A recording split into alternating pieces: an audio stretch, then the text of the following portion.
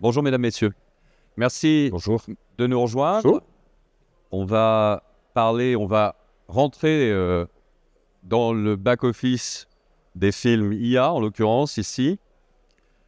C'est une table ronde qui s'organise autour d'un festival. Le festival s'appelle le World AI Film Festival. C'est une initiative française qui a été notamment voulue par Marco Landi, ex-CEO monde d'Apple, par Charles Ginesi, qui est le président du département des Alpes-Maritimes.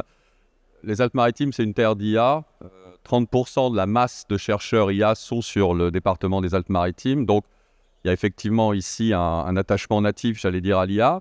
Le World AI Film Festival, il raconte une histoire tout à fait prodigieuse. Il a été programmé sur sa première édition à Nice en 2025. Et il connaît une carrière médiatique tout à fait exceptionnelle, puisqu'aujourd'hui, donc, il est programmé à Cannes en 2026. David Lisnard a souhaité effectivement positionner ce festival qui met à l'honneur les films réalisés à l'aide de l'IA. Et c'est évidemment une grande première nationale. Donc ce festival s'appelle World parce qu'en fait, il se développe aujourd'hui à l'international. Il faut savoir qu'il y a plusieurs licences qui ont été cédées à des organisateurs qui travaillent avec nous au plus près. Nous sommes en Chine, nous sommes au Japon, nous sommes en Corée, nous sommes au Brésil. On nous attend très prochainement sans doute au Canada, au Sénégal, au Maroc, peut-être aussi au sein des Émirats arabes unis. Et puis il y a les États-Unis, bien sûr, qui sont avec nous. Donc, initiative très riche. En quelques mots, c'est à peu près sur la première édition 1800 films reçus du monde entier, des vainqueurs. On va en parler. L'année 2026 promet d'être très riche. On attend plus de 3000 films. Il faut savoir qu'on travaille à la fois sur du court-métrage, 5 à 10 minutes, et on travaille aussi désormais sur des films catégorisés feature qui dépassent les 25 minutes.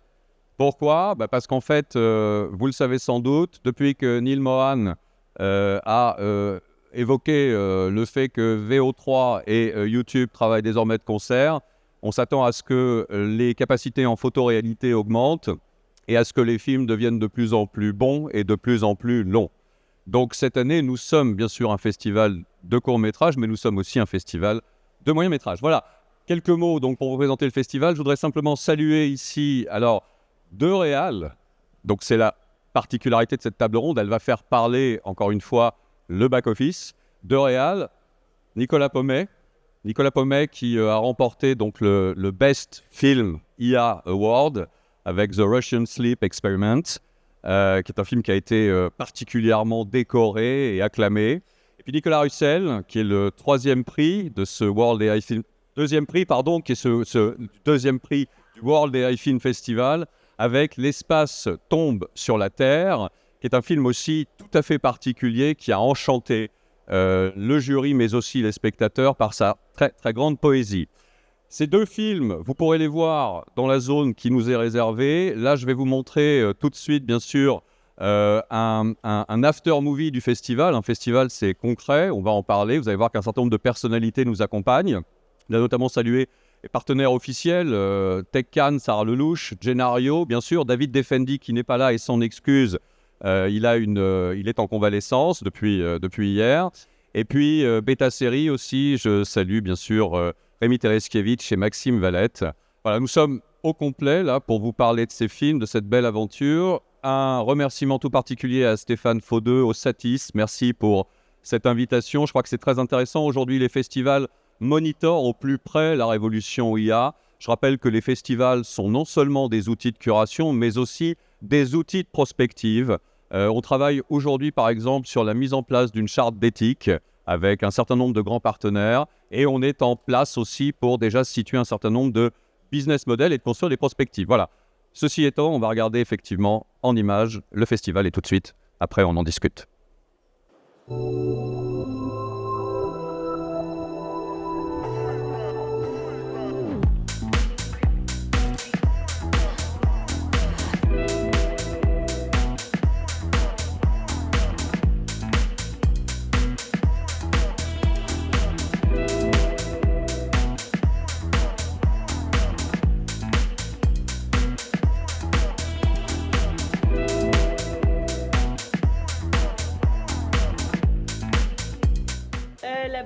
coup, où c'était le procès, c'était super intéressant et au niveau théâtral et tout, ça mettait bien dans l'ambiance. Et du coup, les réalisations sont assez surprenantes quand même.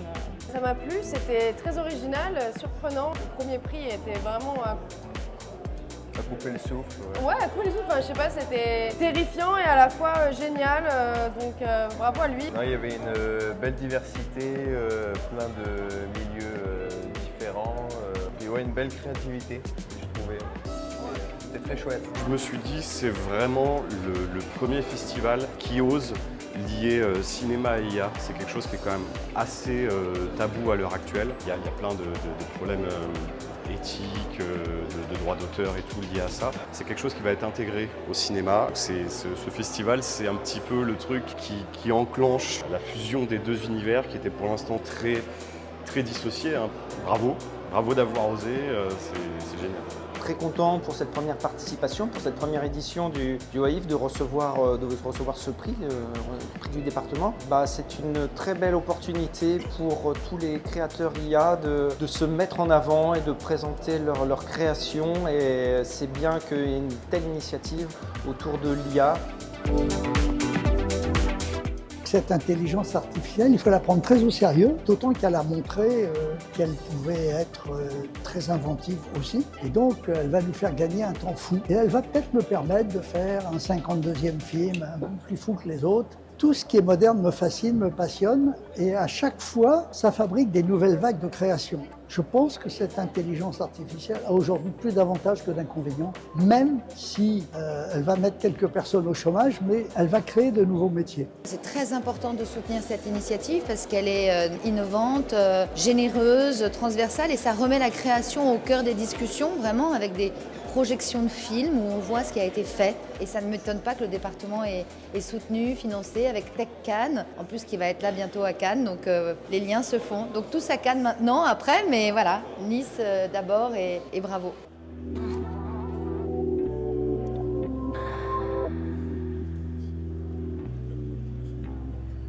Bon, ça c'était le contexte et c'était le paysage. Maintenant, on va parler de films. Et je vais vous montrer ensuite la bande-annonce de la sélection officielle, mais peut-être on présente les deux films. Nicolas, donc Russian Sleep Experiment. Alors, bonjour. Moi, je me suis essayé à un genre que j'ai toujours aimé, c'est l'horreur. Et du coup, ça m'a permis de faire un petit film qui parle d'une expérience scientifique pas très éthique en Russie pendant la guerre froide, où on enferme en fait des prisonniers politiques dans une salle pendant 30 jours et on leur insuffle un gaz qui va les empêcher de dormir. Et on va pas spoiler la fin, mais voilà. En tout cas, c'est un bon début. Ouais. Alors, donc Nicolas, il faudrait que je trouve un kick name quand même. Et donc Nicolas, pour L'espace tombe sur la Terre. Alors, moi, mon film, en fait, moi, je ne suis pas du tout technicien à la base, je ne connaissais rien aux IA, je suis un réalisateur, on va dire, traditionnel, on dit ça maintenant, je pense. Et il est parti de mon fils qui, quand il avait 6 ans, racontait des histoires. Et un jour, je l'ai enregistré parce qu'il avait inventé une histoire qui s'appelle « L'espace tombe sur la Terre ». Et pendant plusieurs mois, je ne savais pas trop quoi faire de cette histoire qu'il avait racontée, jusqu'à ce que les outils d'IA générative apparaissent. Et je me suis dit que ce serait un bon moyen de tester les potentialités de ces outils-là, surtout que l'imagination d'un enfant n'a pas de limite. Donc voilà, l'IA avait du mal à générer l'espace tombe sur la Terre, c'était un peu compliqué pour ça. Mais... Donc ça a permis de faire un film qui a en fait un peu évolué dans sa construction, justement grâce à la technologie des IA qui a halluciné des choses, qui ne répondait pas du tout à ce que je lui demandais par moment, ce qui a permis de faire un peu muter le film vers autre chose, quoi. Voilà. Les films qui sont positionnés dans la sélection officielle sont des films qui utilisent au minimum 3 outils d'IA. Peut-être qu'on peut donner effectivement cette information. Quel type d'outils tu utilises? Pourquoi? Dans un premier temps. Alors, ce qui est la façon dont je procède, moi, c'est un peu comme un film d'animation où je commence par une animatique. Donc, en fait, la phase de storyboard et d'image fixe a été faite avec Midjourney, qui est un outil de génération d'images. Ensuite, pour ce qui est animation de ces images, une fois que j'avais le squelette, que j'avais posé mon son, j'ai utilisé Runway et Kling.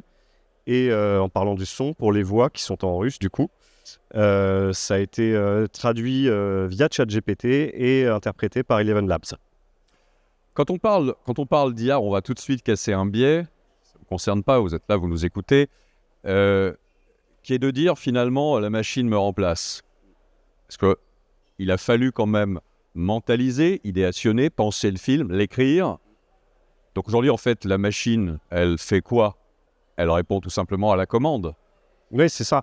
En fait, pour faire un parallèle, c'est un peu, Nicolas en parlait, c'est un peu comme la révolution de la photographie avec la peinture ou la musique électronique. C'est d'ailleurs où ça a été beaucoup décrié au début. Mais c'est comme si on disait, quand on a des réflexions du genre c'est pas vous qui l'avez fait, c'est l'ordinateur. C'est un peu comme si vous disiez à un compositeur de musique électronique, c'est pas vous qui l'avez fait, c'est l'ordinateur. Et c'est vraiment ça qu'il faut, il ne faut pas personnaliser ces outils parce que ça ne reste que des outils.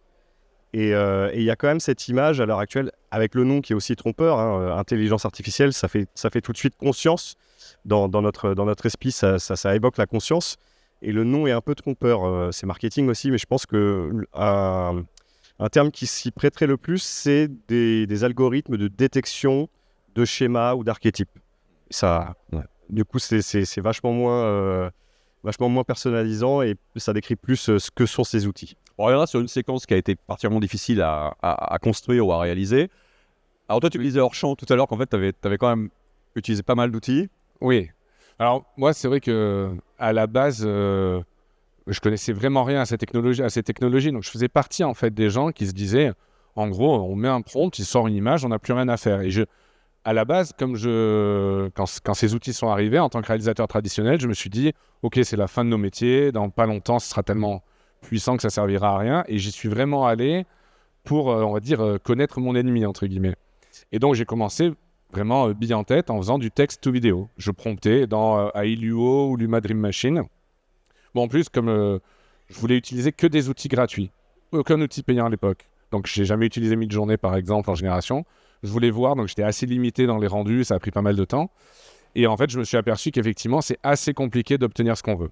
On est quand même obligé de passer d'abord du texte to image, des fois de retoucher les images dans Photoshop, de faire des calques, des surimpressions. Enfin, pour avoir de la maîtrise, c'est assez compliqué, surtout que je trouve encore aujourd'hui, les IA travaillent quelque part un petit peu contre nous. C'est-à-dire qu'elles ne génèrent jamais exactement ce qu'on veut. Elles ne vont pas pouvoir répéter à l'infini les trucs. Et on voit bien que là, les grandes évolutions des IA récemment pour la création, le cinéma, c'est davantage de maîtrise. On nous donne de plus en plus d'outils. Kling ou d'autres permettent de contrôler les mouvements de caméra indépendamment des prompts, permettent de gérer la consistency des personnages davantage. On voit bien que ils avaient conscience de ça, on donne davantage de maîtrise. Mais le prompt seul ne fait rien, en fait. Et donc, pour avoir de la maîtrise, il faut passer par plein d'outils différents. Alors, moi, j'ai fait le film il y a un peu plus d'1 an, c'était la préhistoire de l'IA. C'est-à-dire que entre-temps, il y a VO3 qui est arrivé. Je pense que... De Kling, peut-être aussi. Kling, à l'époque, générait pas du tout les vidéos de la même façon. Là, aujourd'hui, on peut faire une image de début, une image de fin, lui demander un plan, et on a une maîtrise beaucoup plus grande. Et on peut commencer aussi à avoir une maîtrise sur la lumière dans nos... Il comprend davantage les prompts pour avoir une sorte de direction photo un tout petit peu plus maîtrisée, un peu moins archétypale. Mais là, si vous voulez, je peux vous lister des outils. Je pense que d'ici la fin de la conférence, ils seront déjà obsolètes, tellement ça va vite, en fait. Donc, au-delà des outils, je pense que c'est vraiment la mise en place de workflows qui sont hyper importants, c'est-à-dire de savoir ce qu'on veut faire, d'avoir une maîtrise, de passer par des images qu'on va ensuite animer, etc. Finalement, une sorte de workflow assez traditionnel dans la réalisation de films. Avant de regarder les films, enfin la sélection officielle, combien de temps de travail il a fallu pour Ocean Sleep Experiment et combien de temps de travail pour L'espace tombe sur la Terre? Moi, ça a pris du temps. Le film dure 10 minutes et honnêtement, j'y ai passé 3 mois, justement à cause des problèmes qu'évoquait Nicolas. C'est que la maîtrise... l'IA n'est pas du VFX, l'IA n'est pas... c'est très très différent en fait d'utiliser ces outils. Beaucoup de choses sont contre-intuitives, des choses d'ailleurs qui sont intuitives pour les humains, comme par exemple un plan d'une main qui pose un objet sur une table. Ça pour le coup ça coûte rien à filmer, c'est un enfer pour une IA. Donc justement, comme disait Nicolas là, beaucoup de Photoshop, beaucoup d'itérations, beaucoup aussi d'improvisation où on change de plan parce qu'une idée ne marche pas avec l'état des technologies actuelles.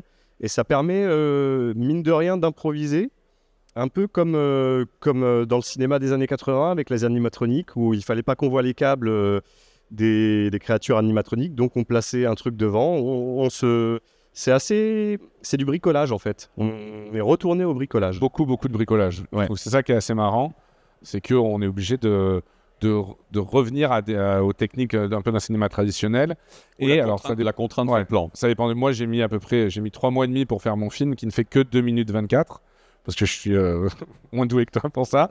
Et parce que j'avais pas du tout de workflow en plus. Donc je suis parti. Tout ce que j'ai fait pendant un mois, c'était catastrophique. Donc j'ai dû apprendre en fait à travailler avec ces outils pour avoir un rendu qui était intéressant. Et moi, si vous voulez, il y avait une partie du film. Les IA généraient des plans qui n'avaient absolument aucun rapport avec ce que j'avais demandé, ce que je voulais, mais qui étaient quand même très cool. Et je me suis dit, c'est un peu dommage de ne pas s'en servir. Et finalement, comme mon fils avait chanté plus ou moins une chanson qui était la musique du film, je me suis servi de ça pour faire une sorte de deuxième partie un peu bande-annonce qui n'était pas vraiment prévue dans le projet, juste parce que j'avais envie d'intégrer les plans ratés entre guillemets de l'IA. Et là, c'est assez intéressant. Alors, mon projet s'y prêtait, mais le fait d'avoir l'IA qui hallucine des choses et qui a des rendus qui sont cool, ça a permis de modifier le projet, finalement, d'accepter les accidents propres à la machine. Et bon, finalement, les accidents, il y en a dans tous les tournages. Donc, j'étais moins perdu par rapport à ma pratique habituelle. Ok. Bon, on regarde cette sélection officielle 2025. Donc, 15 films au total, avec des univers qui sont très différents. Vous allez voir, certains sont très photoréalistes, d'autres sont beaucoup plus portés sur l'animé. Je vous laisse découvrir cette sélection officielle 2025.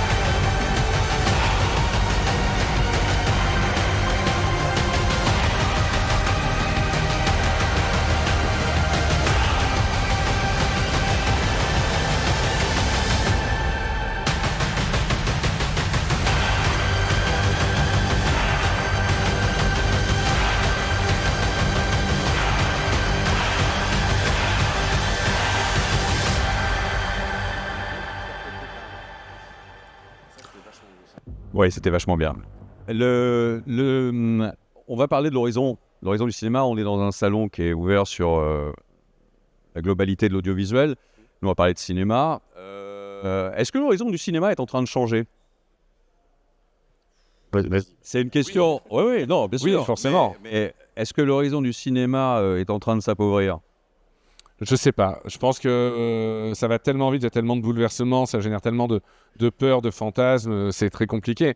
Ce qui est une évidence, c'est que il y a un ticket d'entrée pour faire des films qui va forcément s'abaisser.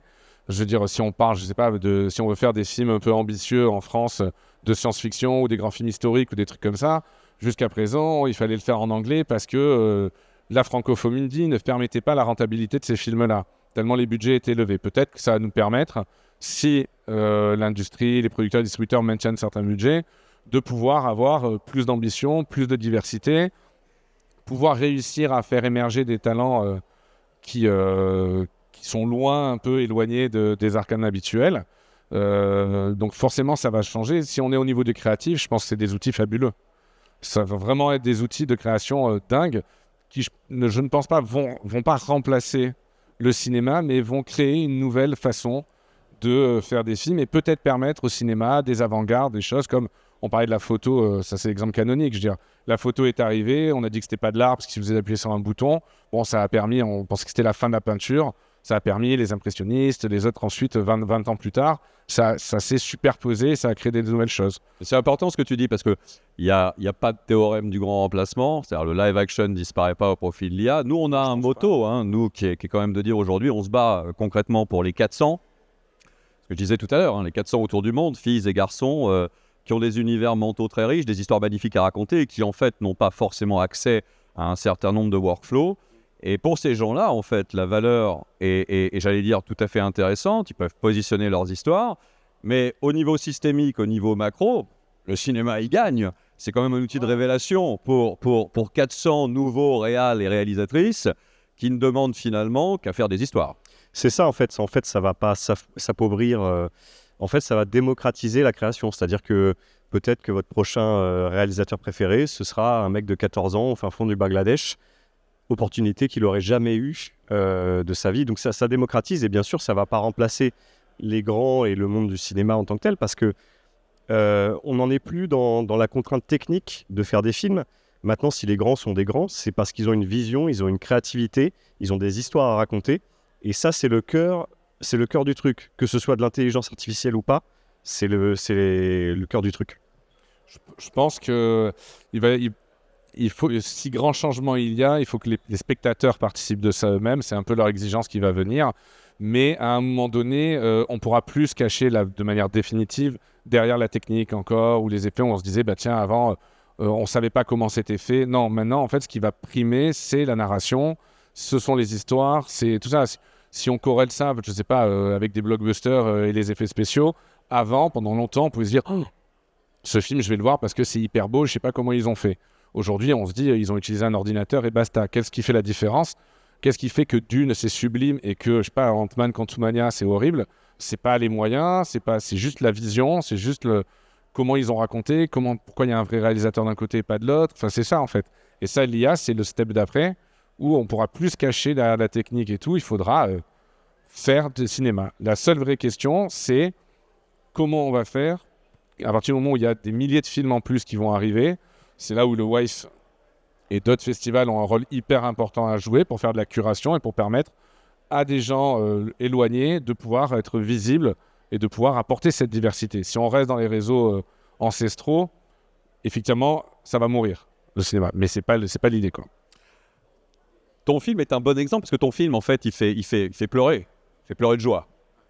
Il fait pleurer de joie parce que c'est quand même la voix d'un petit garçon. C'est ton petit garçon qui raconte une histoire, tu la mets en image. Ce que rêve de faire tout papa ou toute maman qui raconte une histoire le soir.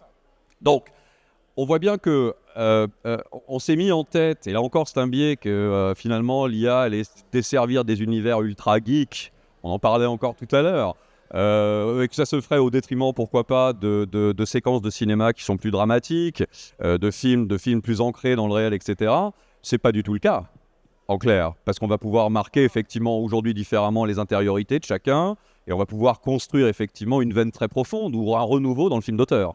Ouais, et en fait, là, il y a quand même une image, il y a un stigma autour de l'IA qui est lié beaucoup à ce que nous tous on voit passer, que ce soit sur les réseaux, des petites pastilles humoristiques de 5 secondes et des choses sans grande valeur créative, avec plus une valeur de viralité.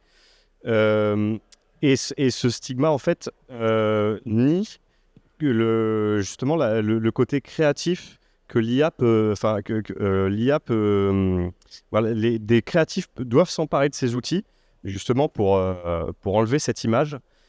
Et moi, je pense que là, on est dans un moment où on est un peu, globalement, des enfants qui s'amusent avec un jouet en se disant « Ah, j'ai réussi à faire un ours, j'ai réussi à faire une baleine, etc. » Comme quand les synthés sont arrivés, où on se dit « Tiens, j'appuie ça fait une trompette, et là, ça fait un violon. » Sauf que c'était pas intéressant. Et puis quand des mecs sont pris les synthés et se sont dit « Tiens, en fait, si je pousse ça, ça fait telle sonorité et tout. » Là, on a eu quelque chose d'intéressant.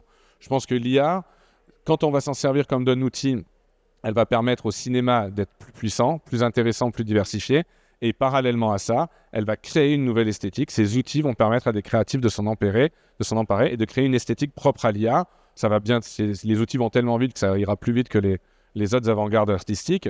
Mais là, il va y avoir des trucs hyper intéressants sortis de l'hyper-réalisme. Je me rappelle, il y a plus de 30 ans, il y avait au journal télévisé, regardez cette voiture qui passe dans le champ. En fait, elle n'existe pas, elle a été faite en image de synthèse. Il y a exactement les mêmes reportages aujourd'hui sur l'IA. C'est pas intéressant. Aujourd'hui, on s'en fout de savoir si la voiture est faite en image de synthèse. C'est est-ce que ça raconte un truc, est-ce que ça touche, est-ce que ça émeut. En fait, il faut rappeler quand même que le cinéma, il a 130 ans, que le cinéma, il a toujours procédé par saut technologique. Il ne s'est pas vraiment posé de questions, et donc c'est la raison pour laquelle je ferai circuler un micro tout à l'heure, parce que ces sujets-là font question. Évidemment que des métiers vont disparaître, d'autres vont être créés, etc. Donc, le vrai sujet, c'est plutôt aujourd'hui la qualité de l'écriture, la maîtrise. Et il y a quelque chose dans ton film, Nicolas, qui est particulièrement compliqué, c'est qu'en fait, il a fallu construire une gradation progressive dans la narration, et ça, c'est très, très difficile à faire.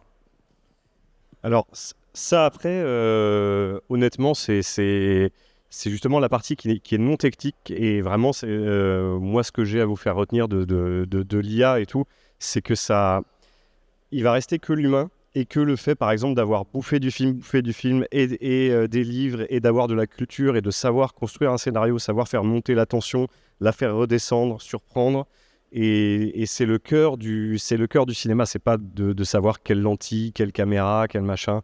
C'est ce qui va rester, en fait, c'est vous. C'est juste vous. Et après, forcément, tout est possible. Enfin, tout est possible. En tout cas, un certain nombre de choses. Ouais.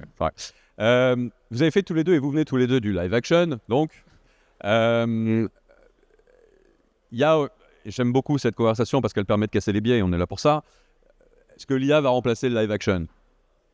Alors, Non, je pense pas, c'est pas les mêmes pratiques. bien sûr que non. C'est clairement pas la même pratique. Je trouve que faire un film avec des comédiens, un plateau, une lumière, etc., ça apporte d'autres types d'accidents, d'autres choses. L'IA, c'est vrai qu'il y a un côté, enfin moi en tout cas, tel que je l'ai fait, j'étais seul avec mon ordi à prompter, à essayer de fabriquer le film. Le cinéma qui est à la base quand même un art assez collectif, là on a un peu de solitude par moment, mais ça amène d'autres choses en fait.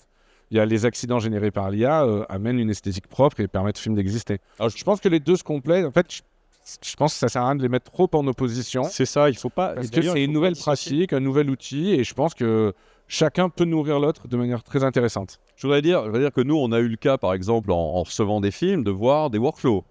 C'est-à-dire qu'il n'y avait pas un réal ou une réal. Il y avait des équipes, mais plusieurs donc collaborateurs qui inscrivaient effectivement le film dans une dynamique qui était collective. Donc c'est déjà le fait.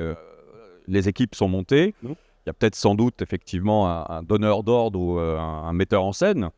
Mais il y a effectivement de toute façon une dynamique de groupe, c'est aussi très important, très intéressant de voir arriver des projets de films portés par 5 à 6 personnes de ce point de vue-là. Au niveau économique, ça change quand même pas mal de choses. Parce que l'IA, elle va quand même venir enrichir, je l'ai dit, les line-up de réalisateurs et de réalisatrices. On va découvrir des nouveaux talents. Mais il y a aussi, bien sûr, la capacité IA à s'intégrer dans des projets de films hybrides qui vont changer aussi une certaine économie.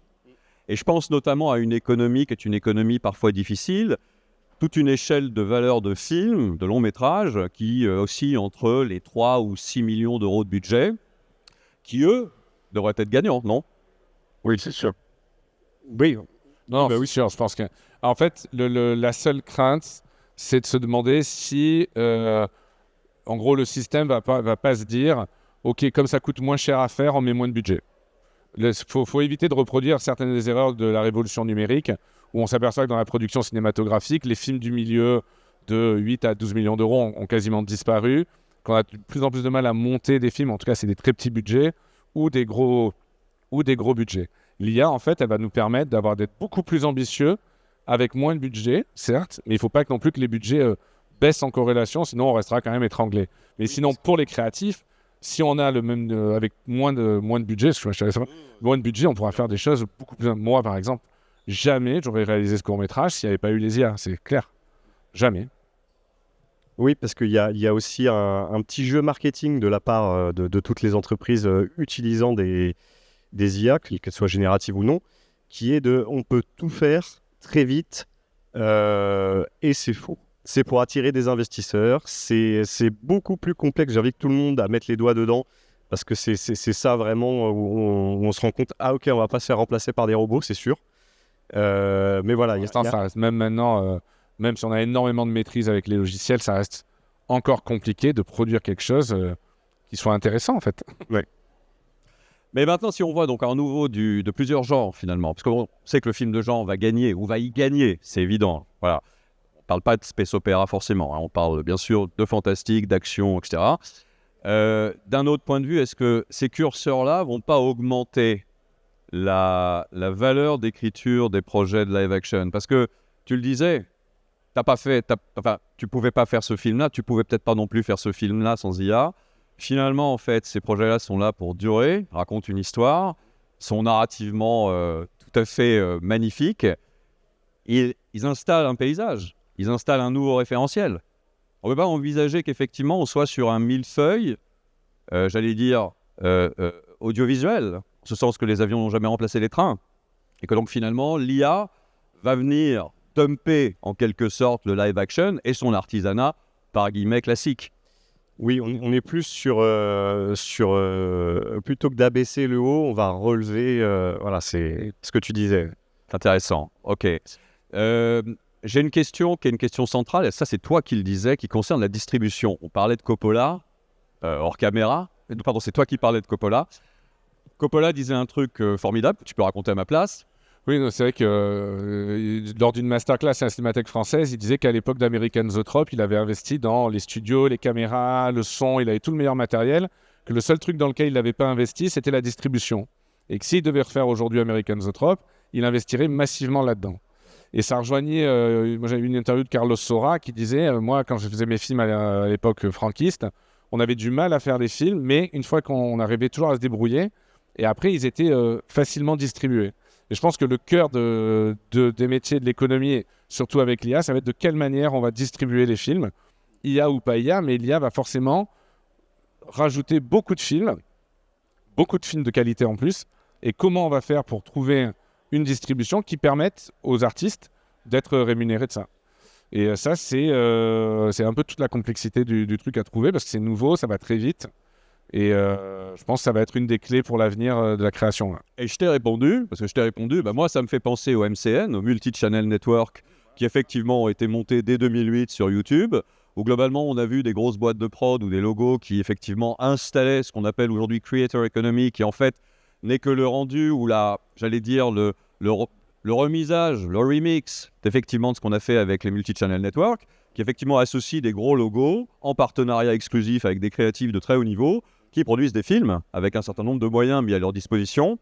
Et ces multinational networks, en fait, vont proliférer. Mais dans ce cas-là, en fait, on est sur un modèle de quoi ? Peut-être justement, c'est pas un anti-corporatisme, mais c'est un changement de corporatisme. Oui. Alors ça on en parlait tout à l'heure. Par exemple, vu qu'on parlait du fait que ce soit de plus en plus difficile de trouver des financements, enfin surtout de se faire... du point de vue du distributeur, on a plusieurs propositions, on va choisir tel film.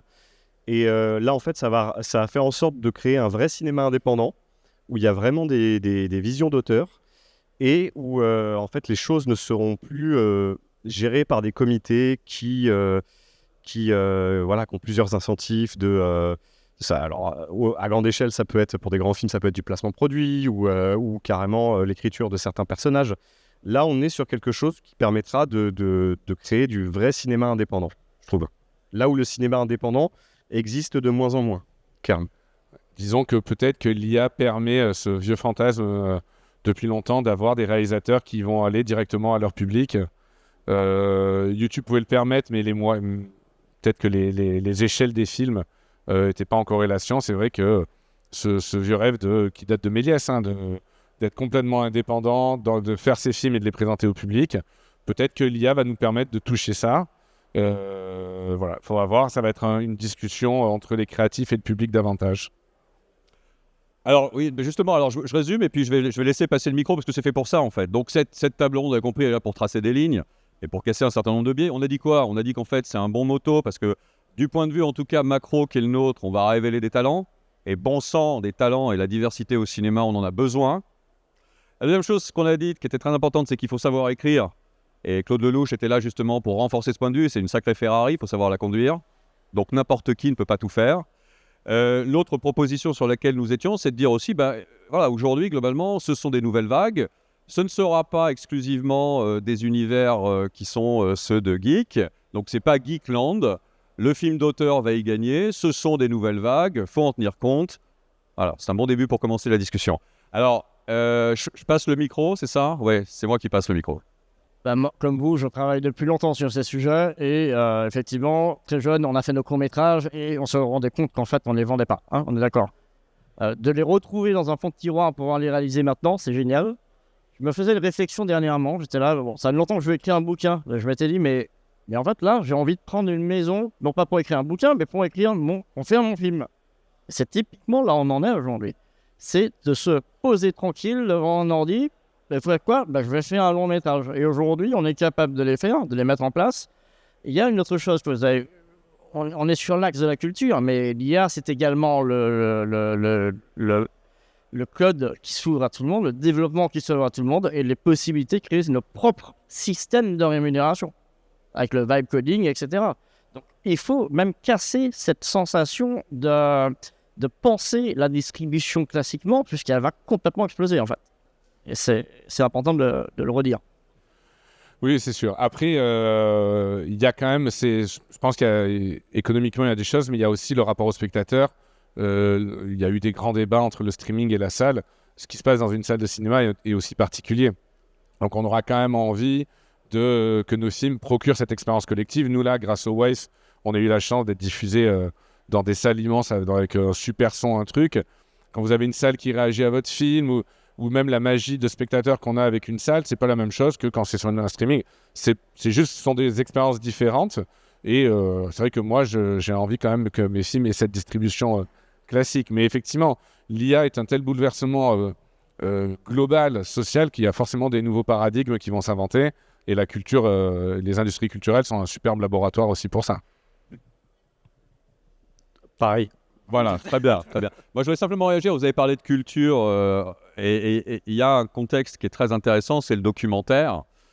Le documentaire va faire un saut ontologique. Ça va être démentiel. Il faut quand même se mettre à... Alors, je parlais de ça tout à l'heure, autant en reparler. À Rome, aujourd'hui, si vous voulez voir la Domus Aurea, vous voyez ce que vous pouvez voir. C'est-à-dire pas grand-chose. Avec une IA, vous pourriez voir la Domus Aurea de Néron. Donc, sur l'angle cognitif, déjà, on y gagne. La deuxième chose, c'est... J'avais une discussion avec une membre du jury du WAVE 2025 qui s'appelle Astou Sedi Diouf, qui est la représentante de Courtrajmé Africa. Astou a réveillé mon sommeil dogmatique et m'a dit, mais l'histoire coloniale a gommé un certain nombre, effectivement, de repères ou d'efficiences collectives. Penses-tu bien, cher ami, que je n'en ai rien à faire de savoir quelle est la position de valeur, le débat, l'éthique, l'IA? C'est une nécessité absolue. Nous n'avons pas de cinéma. Nous voulons un cinéma. Alors, autre question. Bonjour, alors moi je m'appelle Natika Oud, je suis réalisatrice et surtout scénariste. Et j'ai écrit plusieurs séries. Je les ai proposées à des producteurs. Trop cher, machin, bidule. On m'a fermé les portes. J'ai décidé aujourd'hui de faire ma série, ma web série, en utilisant l'IA. Ça sera une série hybride. Et maintenant, ma question, c'est combien de temps vous avez mis pour faire votre long métrage? Moi, j'ai mis presque 4 mois, 3 mois et demi, pour faire 2 minutes 24. 2 minutes 24. Ouais. Ah ouais. Mais comme je disais, j'ai dû tout apprendre. Les outils étaient nettement moins développés. Mais ça prend quand même, pour avoir vraiment de la maîtrise, ça prend quand même du temps. C'est sûr. Ça prend vraiment de temps. Il y a quand même un truc, je pense, qui est incompressible. Peut-être que dans 20 ans, on pourra rentrer le soir chez nous en disant ce soir, j'ai envie de regarder une comédie romantique qui se passe à Marseille, avec Marilyn Monroe et Jean Dujardin, génère-moi ça. Peut-être qu'il y aura ça. Mais ça sera autre chose. Ce sera une autre forme de création, peut-être. Mais en tout cas, pour l'instant, oui, ça prend beaucoup, beaucoup de temps. Et ça vous a coûté combien en tout? Parce que, en fait, vous avez pris plusieurs IA, j'imagine. Ouais, moi, ça m'a rien coûté puisque j'ai utilisé que des logiciels gratuits. Ah ouais. C'est aussi pour ça que ça... Alors, depuis, il y a les crédits offerts sont moindres, mais c'est aussi pour ça que ça m'a pris du temps. C'est qu'au bout d'un moment, j'étais assez vite limité dans le nombre de générations que je pouvais avoir. Et donc, il fallait des fois où je passais après les autres. Donc, il fallait que j'attende la nuit. Donc, des fois, il fallait que j'anticipais en me disant, j'ai vraiment besoin de ce plan. Je refaisais un prompt, il me fallait un jour pour l'avoir. Je me disais, est-ce que j'en ai vraiment besoin? Un peu comme à l'époque de la pellicule, quand il fallait 3 heures pour avoir un fondu enchaîné. Et les gens disaient, j'ai vraiment besoin d'un fondu enchaîné. Bon, j'en étais un peu là. Mais c'est vrai qu'aujourd'hui, les rendus sont beaucoup plus rapides. Mais il y a quand même, ça coûte relativement cher. Enfin, je sais pas, mais moi, c'est des gens qui ont des licences, qui ont 3 ou 4 000 euros de licence par mois pour être en illimité sur les générateurs les plus puissants. Mais moi, perso, il m'a rien coûté. Mais c'est pour ça que vous avez mis plus de temps. Exactement. En fait, parce que c'était. Tout était gratuit. Ouais. Et quelle est l'IA principale que vous avez utilisée? La principale? Kling, je pense. Kling et Ailio. Ailio, qui est une IA chinoise, qui est assez puissante. Mais aujourd'hui, VO3 est sorti, c'est monumental. Midjourney génère ses vidéos. En fait, ça va tellement vite que là, si je devais refaire un film, il faudrait que je me replonge. Alors maintenant, je connais des créatifs qui utilisent des outils, mais toutes les 2 semaines, il y a une nouveauté, donc c'est très, très mouvant, en fait. Et j'ai une dernière question. Le copyright, comment vous faites pour les droits d'auteur? Les droits d'auteur, ils sont à nous, puisqu'en fait, c'est nous qui créons l'image. Étant donné qu'en plus, encore une fois, ce qu'on se disait, il faut beaucoup de passes, beaucoup de manipulations pour obtenir l'image qu'on veut. Donc, finalement, l'image qui sort d'un prompt, elle a peut-être qu'elle représente 10-15% du plan final. D'accord, ok. Merci beaucoup. Je vous remercie beaucoup. Merci à Nicolas. Merci à vous. Et merci à Nicolas.